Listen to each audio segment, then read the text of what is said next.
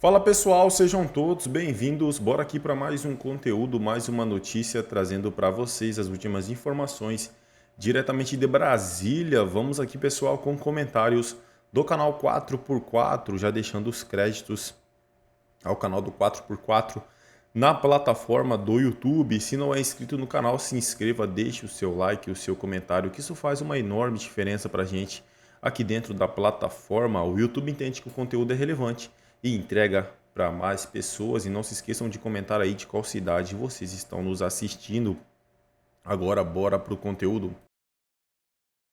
Perguntar por que o senhor considera que o 8 de janeiro de 2023 foi uma tentativa de golpe e por que a manifestação de MST e CUT 2017, e o Gustavo Segre só citou a manifestação de 2017, mas houve em 2014, 2013, 2006. A gente já mostrou essas imagens aqui no 4x4, né?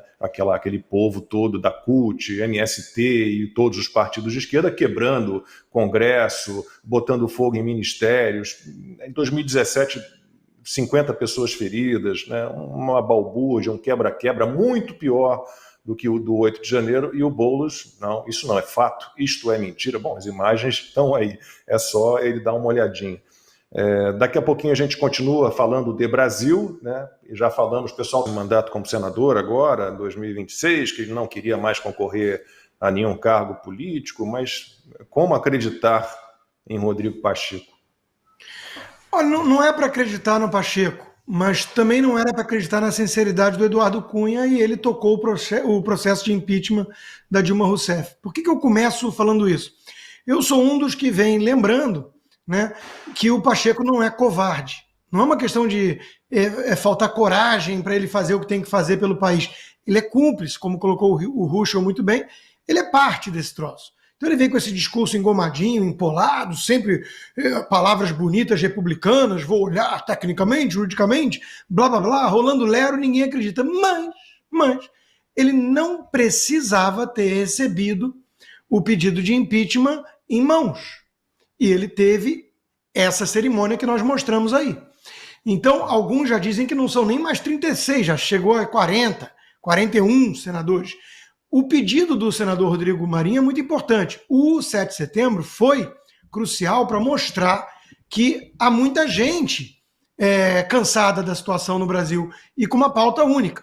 Os pedidos, assinaturas do pedido de impeachment, também passando de 1,5 milhão, mostram isso. Mas tem que ter o corpo a corpo, tem que ter o tete a tete, tem que ter você perturbando, ligando, mandando e-mail para o seu senador. Por exemplo, meus amigos cariocas, muitos na onda do bolsonarismo, por falta de opção, não vamos colocar isso na culpa ou na conta do Jair Bolsonaro, mas votaram no Romário. Peixe, cadê? Nessa hora, cobrar o malandro. Né? Então, é fundamental exercer a cidadania. A Ana colocou muito bem, né, isso.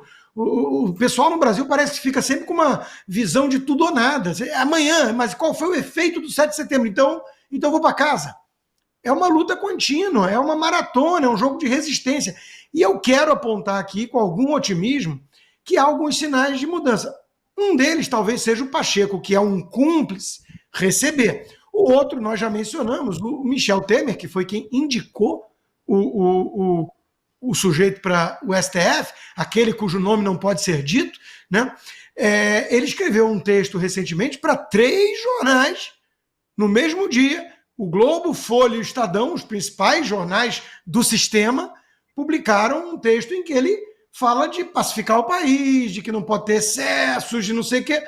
Ou seja, a minha esperança sempre foi, a principal, o Trump voltar à Casa Branca é importante, o povo nas ruas é fundamental, tudo isso. Mas a principal esperança sempre foi a de que o sistema ia tentar expelir aquele que agiu como seu pitbull, como o responsável pelo trabalho sujo, porque ele ficou tóxico demais. Porque o custo para o sistema está alto demais. O Brasil está um pária no mundo. O Brasil corre risco de sanção. Tomou 18,5 milhões da Starlink na conta, não sei o quê. O Lula, quando chegar no ano que vem em Nova York para o discurso da ONU, se ele for de avião presidencial, quem sabe, né? O avião confiscado. Ia ser lindo, né? A Argentina já teve esse medo na época lulista e a Cristina Kirchner foi de voo comercial. O Elon Musk andou ameaçando. Será que o Lula gosta de avião comercial?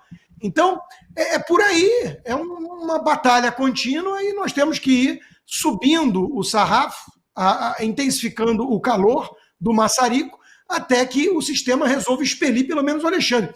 Rolou um papo aí de acordão, culparam o próprio Bolsonaro, acho que o Deltan Dallagnol talvez tenha se precipitado, né? Trocamos o impeachment do Alexandre de Moraes pela anistia e tudo. Não tem acordo nesse sentido. Eu sou parte interessada, eu tenho lugar de fala. Eu estou com o passaporte cancelado, contas bancárias confiscadas há quase 2 anos, sem poder ir para o meu país, né, de origem, e com as minhas redes sociais sob censura prévia. Mas não tem acordo nessa linha.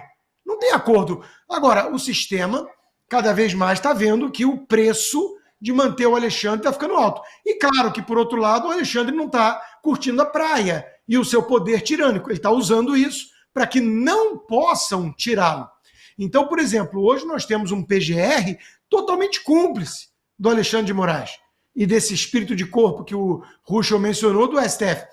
Há pouco tempo atrás era a Raquel Dodge mandando enterrar inquérito do fim do mundo. Então, houve uma mudança para pior nesse sentido. Daí que vem a necessidade do povo ir para as ruas, pressionar o seu senador e fazer o seu trabalho. É uma luta, né? Então, mais e mais senadores estão começando a sair da toca. 36 que admitem votar para o impeachment, é porque tem muita gente com o rabo preso e com medo na encolha. Né? Então, nós temos que fazer essa turma sair da toca. Como? Mostrando que o custo de ser isentão ou cúmplice do tirano é alto demais.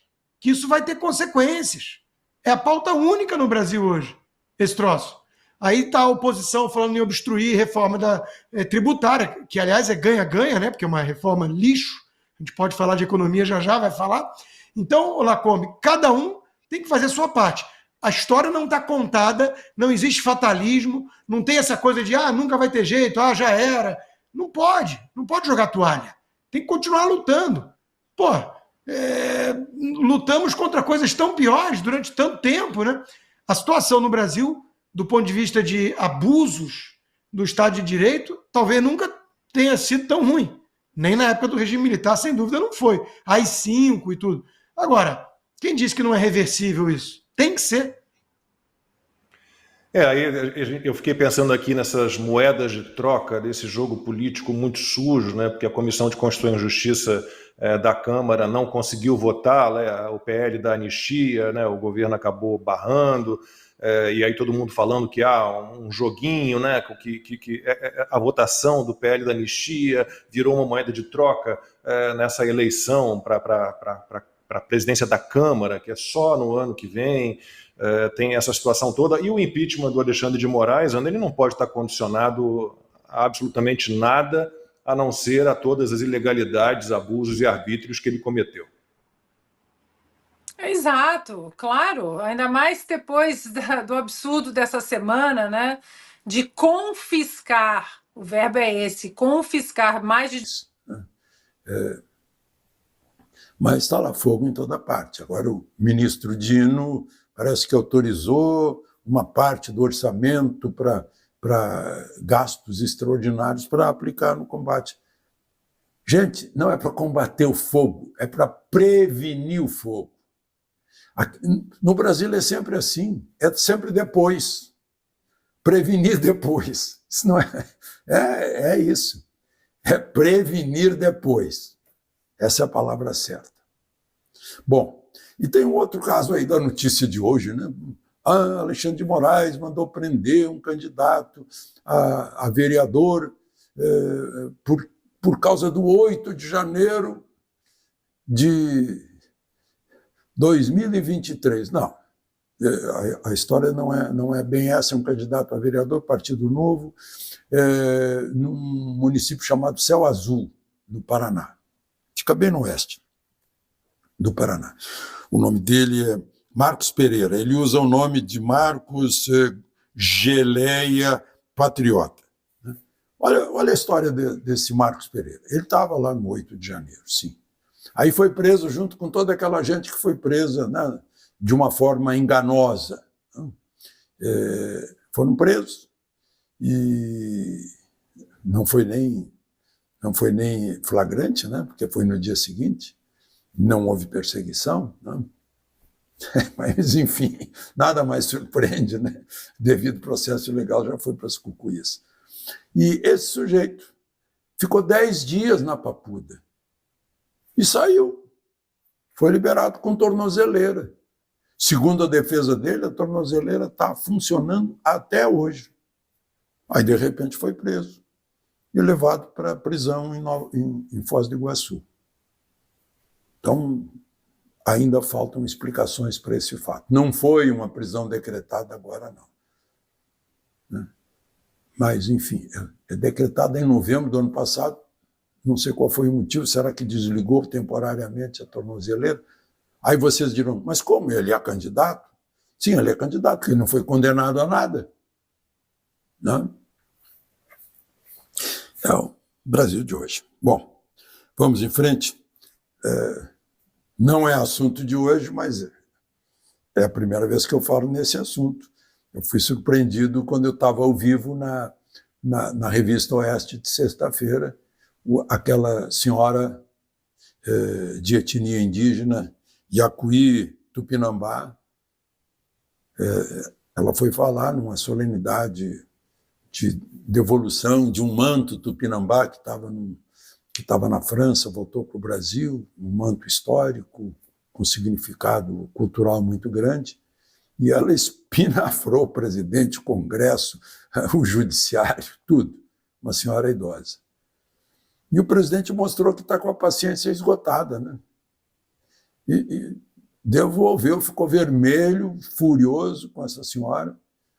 E não foi só a senhora, acabou envolvendo Portugal, onde eu estou, porque ele disse que se ele fosse chorar mortos, deveria chorar aqueles que foram mortos pelos colonizadores europeus. Colonizadores europeus, não. Só teve um colonizador europeu, que foi Portugal, né? Foi Brasil colônia, durante muito tempo, depois Reino unido a Portugal, antes de sermos independentes. Mas foi uma reação nada racional do presidente. Reagiu emocionalmente, né?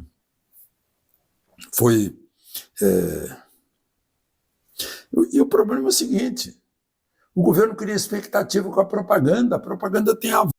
Olá, eu sou a Ingrid Duarte. Tem a frustração quando a expectativa criada pela propaganda não é cumprida. Criou o Ministério dos Povos Indígenas, agora vou resolver tudo. E aí essa senhora está reclamando.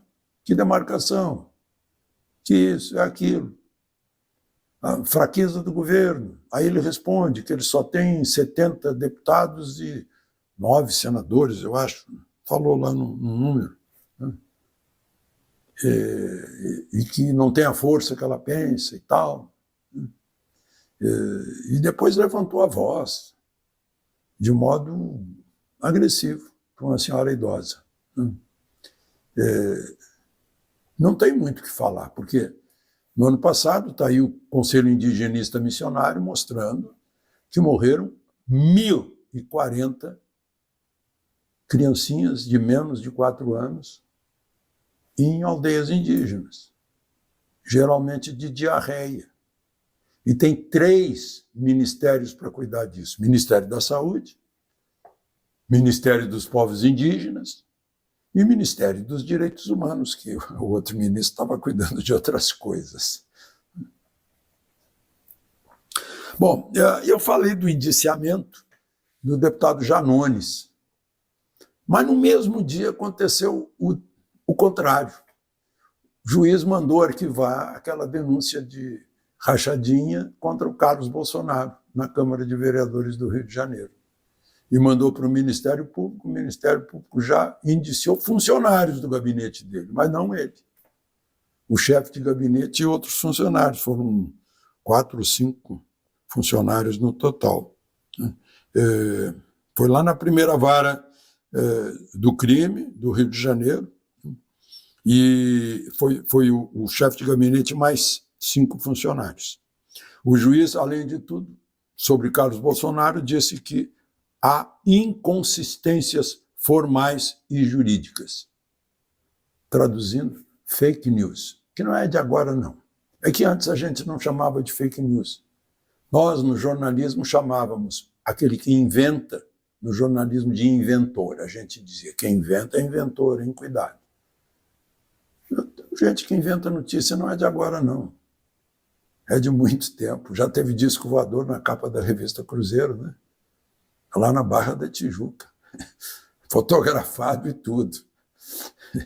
Em casa, num refrigerador, uma coisa assim que inventaram. Gente, eu queria perguntar o seguinte.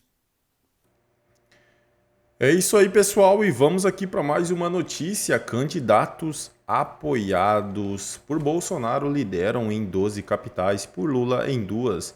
Vantagem do ex-presidente ocorre em todas as 5 regiões do país, com maiores índices no norte e no sul.